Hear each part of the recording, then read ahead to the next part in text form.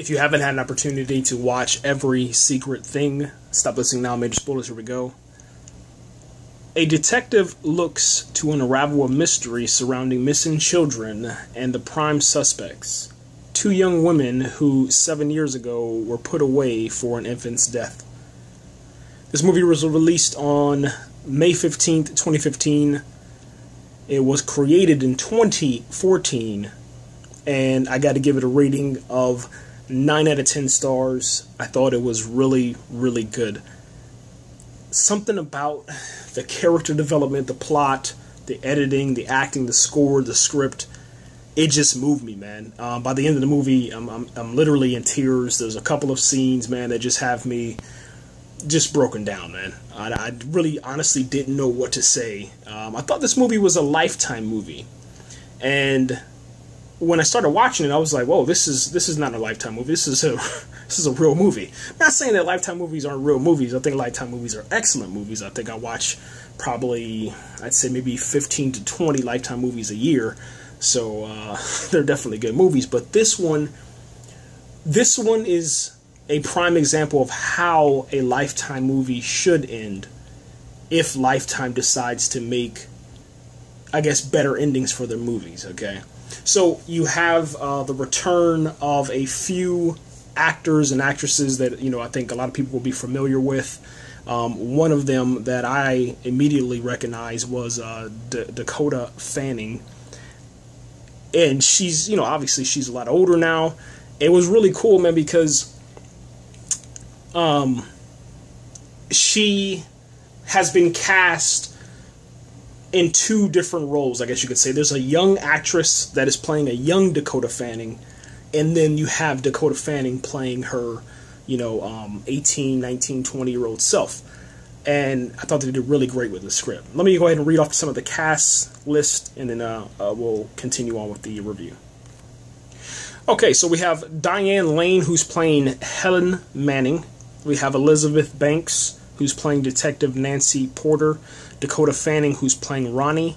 Danielle Macdonald, who's playing Alice. Nate Parker, who plays Kevin Jones. Common, who plays a unnamed character, but he goes by Mr. Smith.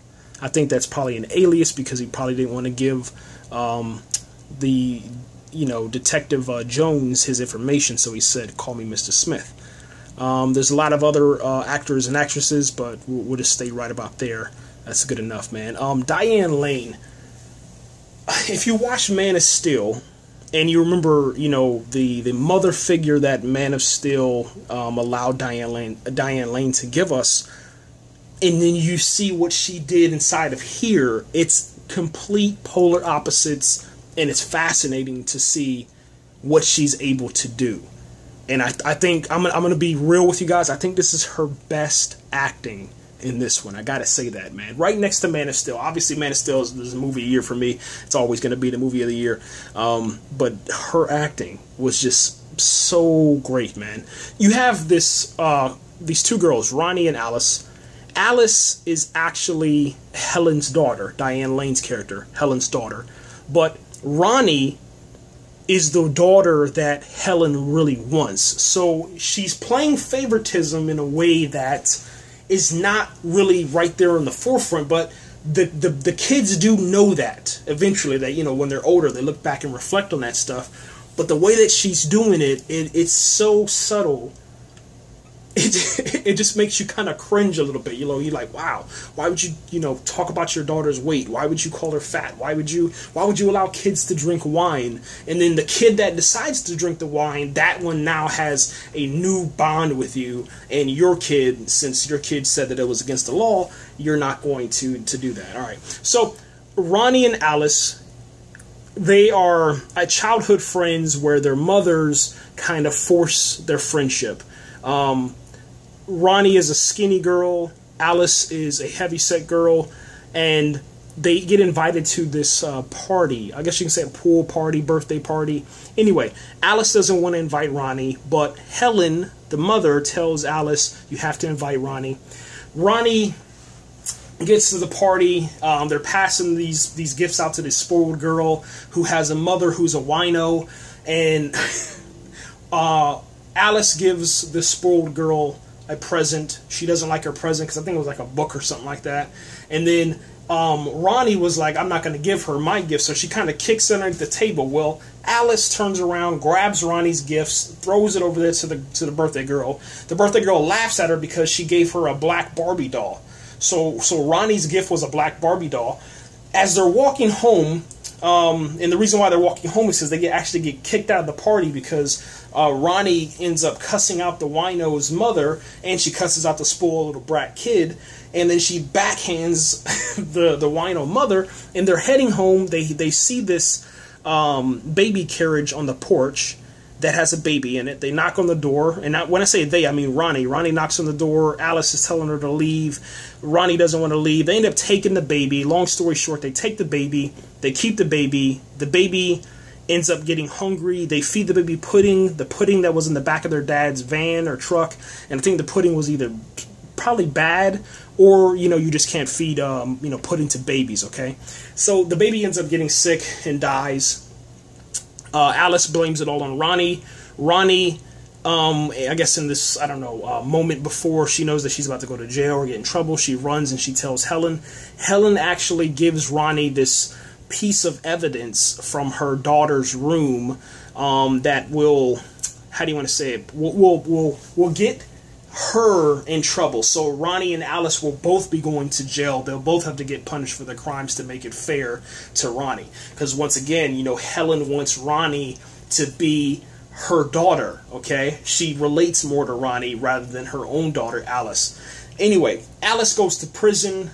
Ronnie goes to prison. Ronnie gets out. Alice, while she's in prison, she meets this guy. She gets impregnated. Her mother tricks her or convinces her that she shouldn't have the kid. They give the kid away for adoption. Ronnie and Alice are released from prison. Ronnie goes to work. Alice, she's not really working. She's actually searching for her child. She's not telling her mother this. Anyway, long story short, they have this scene where you see Common's character, Mr. Smith, and his girlfriend at the time, I think it was Evelyn, who's played by Amy Tribbley. And Common, I'm not gonna lie on this, man. Common doesn't look like Common. He looks like something off The Wire, and it just kind of goes to show you how great of an actor Common is. It just didn't feel like Common. It felt like Common was a gangster, and that's just not Common, man. Anyway, he has this big giant beard. Fully fledged beard, man, dreadlocks. It was just crazy seeing Common like that, man. The way that he was talking, his demeanor, his attitude, it was really intimidating to see Common like that. Anyway, the detectives, they get placed on this case because Common's Mr. Smith and Evelyn's daughter goes missing inside of a furniture store.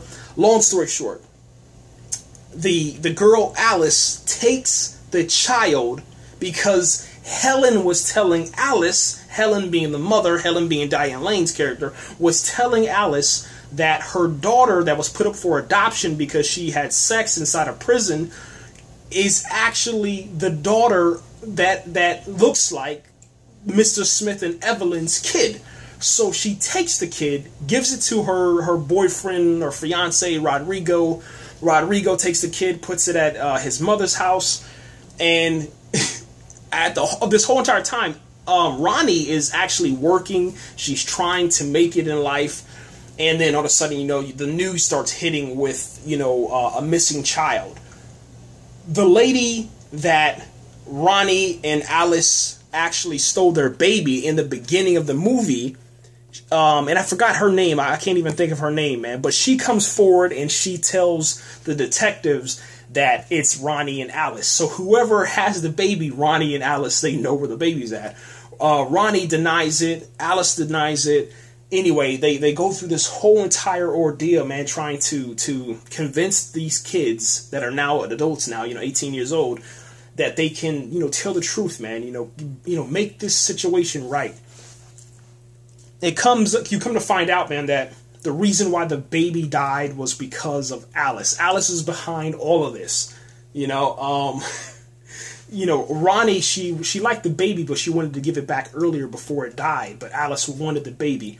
And then it kind of goes in to kind of tell you, how since her mother, Helen, was just not a good mother and manipulated her and then had her give up her baby, and told her this story about this light-skinned child that had a birthmark on her back that was in the shape of a heart.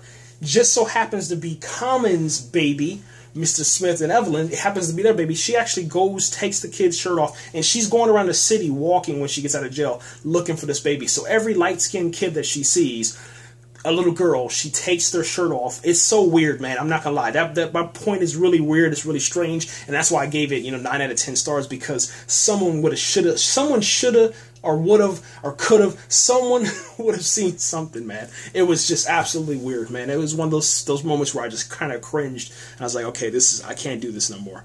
This is really, really strange. Anyway, Alice ends up killing herself.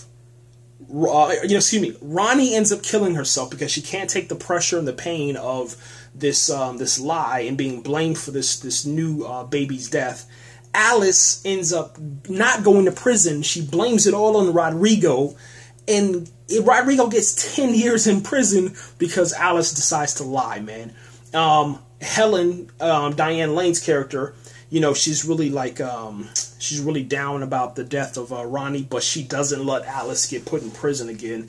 I guess she feels maybe bad about the first time, and that the movie ends like that, man. It ends with this weird happy story or happy ending, and Alice is like this liar. She manipulates people, and I don't know how to really say it, but it was good because the reunion between Mr. Smith and Evelyn, that was really, really good. You get to see the parents to get the kid back, and it was a good ending, but it was just like frustrating because you're like, yo, somebody should have shot this girl in the temple for doing this stuff, but she gets kind of rewarded, and I don't know. It was a really good movie, man. I really liked it. I don't know. It's just the characters were really great. When you watch this movie, man, just sit back, take it in and pay attention, man. There's so many different things. I probably missed a lot of stuff, telling you about this movie, but that's all I get is 15 minutes, and I try to keep it below 15 minutes so YouTube doesn't get kind of crazy. I enjoyed it, man. I hope that you guys, check it out when you get a chance. If you did see every secret thing, let me know, man. Let me know what you thought about it. I enjoyed it. I loved it. I thought it was a great cast, great story. I'm not gonna lie, I would like to even see a sequel for this, man. To where you can, have a different story with different characters. Maybe make the child that was missing a boy now, and kind of have a different dynamic in that way, man. And then switch the characters, instead of girls, have it boys, and then switch to detective roles and all that stuff, man. That'd be really, really interesting to see, man. Anyway, guys, we're out of here, and I'll try to come back with a little bit more later on for some more reviews. I've been watching a lot of movies, and I've been taking a break from YouTube, so yeah, we'll come back for some more. Thanks again for watching, guys. Comment, like, and subscribe, and share this video.